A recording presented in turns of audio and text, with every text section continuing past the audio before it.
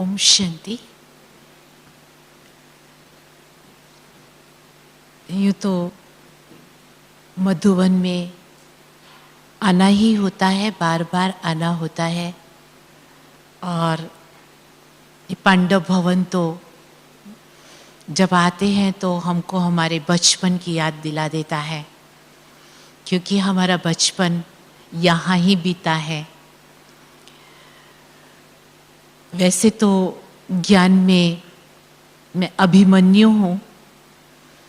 मेरे जन्म के साथ ही माता पिता ने ज्ञान लिया और मेरा जन्म हुआ। तब मम्मा बाबा यहाँ साकार में थे।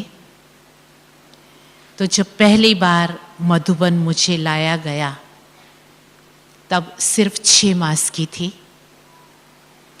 और बाबा की गोद में दिया मुझे। तो बाबा ने थोड़ी देर दृष्टि दी, मुझे पता नहीं है, लेकिन मुझे बताते थे दादी, कमल सुंदरी दादी और सब लोग। तो कहते बाबा ने दृष्टि दी थोड़ी देर और फिर कहा कि ये यज्ञ की गई हुई आत्मा है और यज्ञ में ही आनी है। और हमारे लौकिक पिताजी जो यज्ञ में त्यागी जी के नाम से जाने जाते, उनको कहा तुमको ये अमानत दी है बाबा ने संभालने के लिए, क्योंकि हमारे लौकिक परिवार में 5 पीढ़ी से कोई कन्या ही नहीं थी। और हमारी दादी तो बहुत भक्ति पूजा करती थी और भगवान से कहती थी कि मुझे एक कन्या तो दे। मेरी जो देहली है वो उम्रा होता है ना, ये कुंवारा रह जाएगा, मुझे एक कन्या तो दे। तो जैसे कि उसकी भक्ति का फल हमारे लौकिक परिवार वालों को भगवान ने दिया और मुझे उनके घर में भेजा। लेकिन बचपन से ही दादियों की ही पालना में पले। पहले हमारे घर में सेवा केंद्र चलता था और फिर जब वो छोटा पढ़ने लगा तो दूसरा मकान लेकर के त्यागी जी ने सेवा केंद्र खोला मेरठ में। तो दादियाँ ही घर में रहती थी, हमारी माँ भी एकदम सरेंडर बुद्धि थी, सारे घर का कारोबार दादियाँ ही करती थी। जो वो बनाए वो हम खाएं, जहाँ जो कहे वो हम करें। तो इस तरह से हमारा परिवार का शुरुआत इस ज्ञान में रही।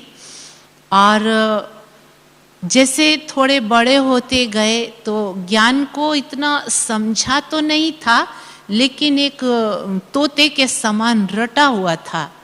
बहनें हमको सिखाती थी कि परमात्मा सर्वव्यापी नहीं है, इसकी 10 बातें ये लिखो, वो पक्का कराती थी। श्री कृष्ण गीता का भगवान नहीं है, उसकी ये 10 बातें लिखो, वो पक्का कराती थी। तो वो हमको जैसे पक्का हो गया था। मुरली भी रोज सुनते थे बचपन से ही, कितनी भी ठंडी हो लेकिन क्लास में जाकर के बैठना ये पक्का ही था। तो मुरली में आता था भक्ति दुर्गति है, इस तरह से। तो समझ तो पूरी नहीं थी, लेकिन बुद्धि में ही हो गया था भक्ति दुर्गति है।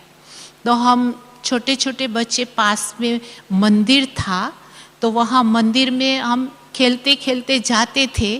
तो जैसे वो लोग ऐसे बैठ करके भगवान की कुछ आरती पूजा करते होते थे, उनको हम पीछे से धक्का दे आते थे, भक्ति दुर्गति है।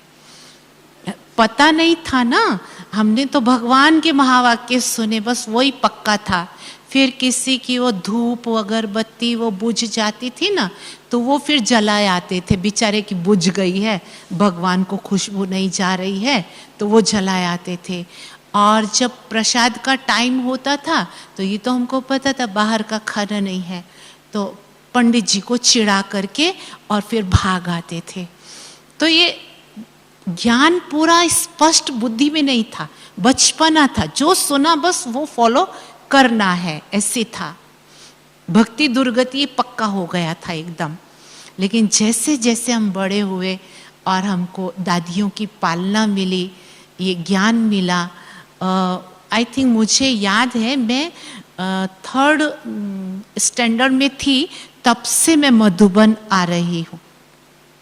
तो पहले तो हम गिनते थे, तो जो 2 महीने की वैकेशन होती है, वहाँ गर्मी बहुत पड़ती है ना दिल्ली मेरठ की साइड में, 2 महीने की वैकेशन होती थी, तो पेरेंट्स आए या ना आए लेकिन हमको मधुबन जाना ही है, बाबा के पास जाना है, क्योंकि बाबा की हमको बहुत अट्रैक्शन होती थी।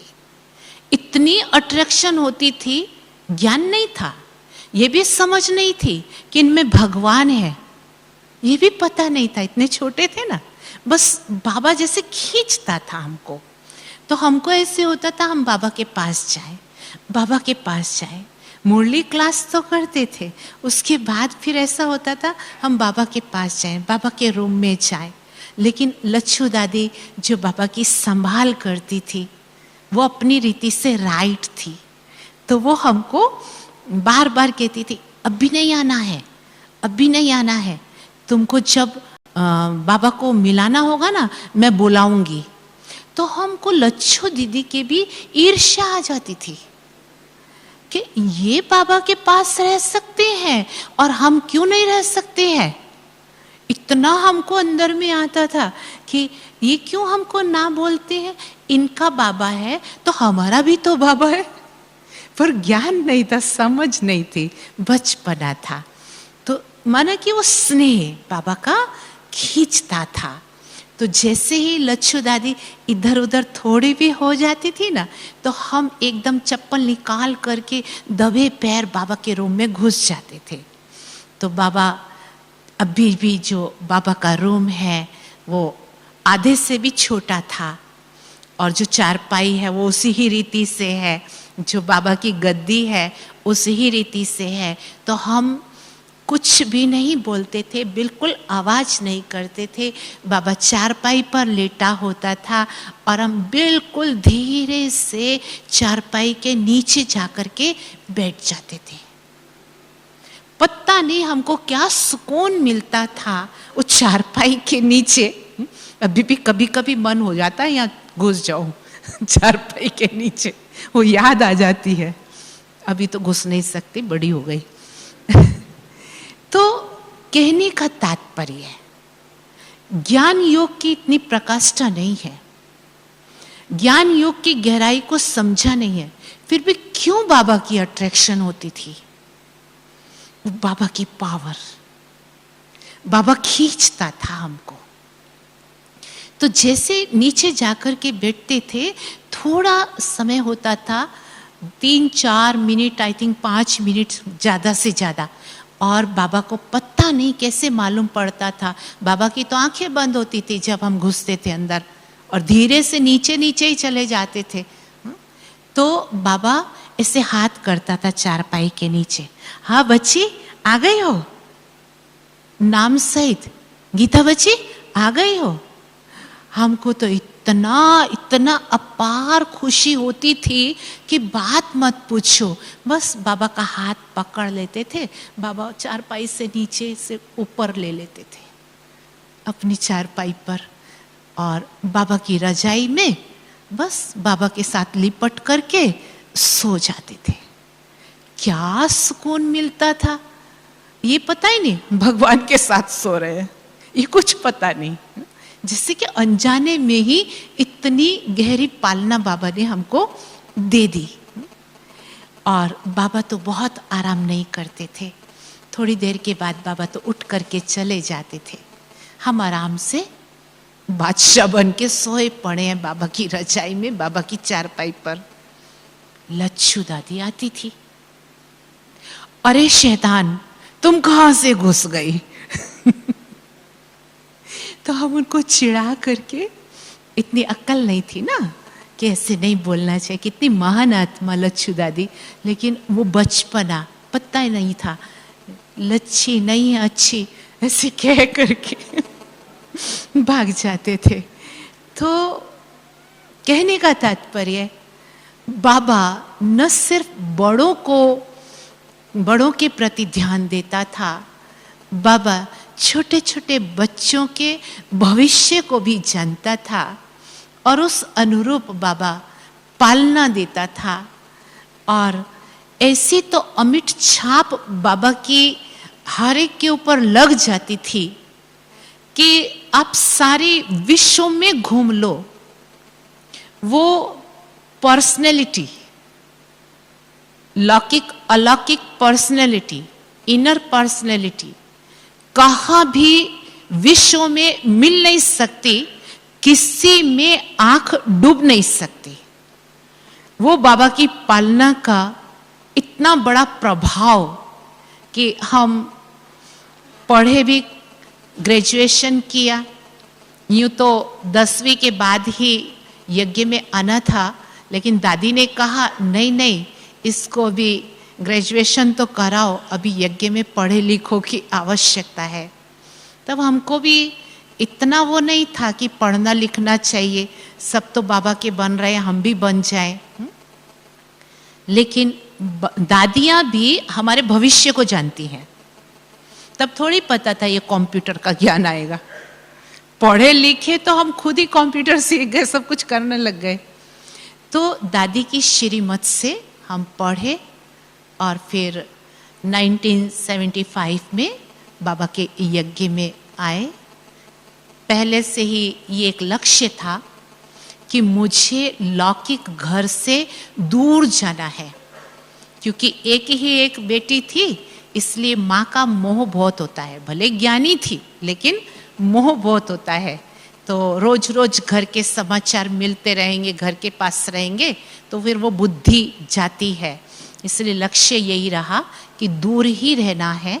इसलिए फिर सबसे पहले हम पंजाब में गए, जहाँ की भाषा भी नहीं जानते थे, कुछ भी नहीं आता था। और वहाँ हमको राजबेन जी ने बहुत अच्छी हर प्रकार से ट्रेनिंग दिया।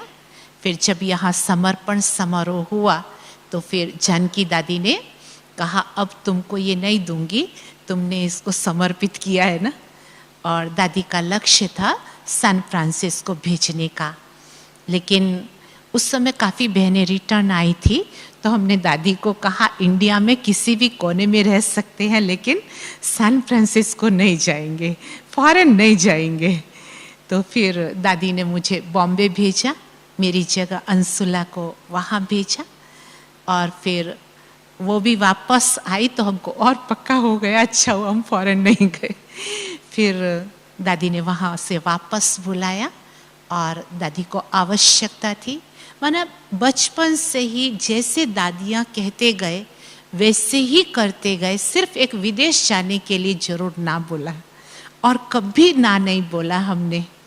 हालांकि हमको बहुत लोग बोलने लगे तुम क्या ना बोलती हो, किसी को चांस नहीं मिलता है, तुमको चांस मिल रहा है, दादी सामने से ऑफर कर रही है।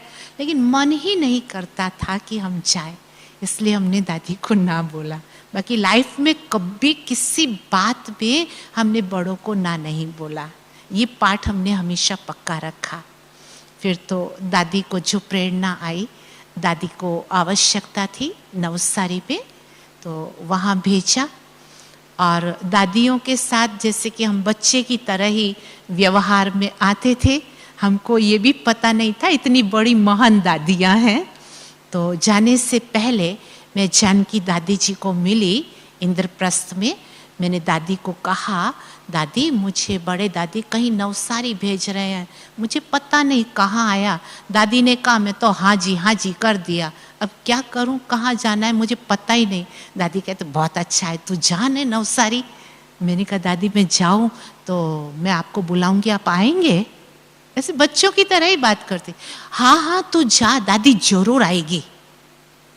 और सचमुच मैं वहाँ गई। अधिकतर सभी नवसारी में विदेश के ही भाई बहने हैं, विदेश में मैं नहीं गई, लेकिन वहाँ विदेश के ही भाई बहने सभी मुझे मिले। और उस समय 10 वर्ष पूरे हो रहे थे नवसारी को। तो मैंने दशाब्दी समारोह इससे करके प्रोग्राम बना दिया। और मैंने दादी को एक ही बार कॉल किया और दादी ने तुरंत हाँ कहा। कितनी खुशी की बात थी। और दादी ने अपना पूरा वायदा निभाया। जानकी दादी वहाँ पर आए और बड़े धूमधाम से वहाँ दशाब्दी समारोह मनाया। और ये 40 वर्ष की वहाँ की यात्रा पूरे करते करते नवसारी को 50 वर्ष हुए। और अभी गोल्डन जुबली मनाई गई मार्च में, जिसके निमित्त जयंती दीदी को भी वहाँ बुलाया गया, जो जानकी दादी की ही प्रतिमूर्ति है। तो बहुत ही धूमधाम से वहाँ भी ये गोल्डन जुबली का कार्यक्रम हुआ। तो अनुभव तो बाबा के साथ के बहुत है, सुनाऊंगी तो सारा दिन बीत जाएगा, तब भी पूरे नहीं होंगे।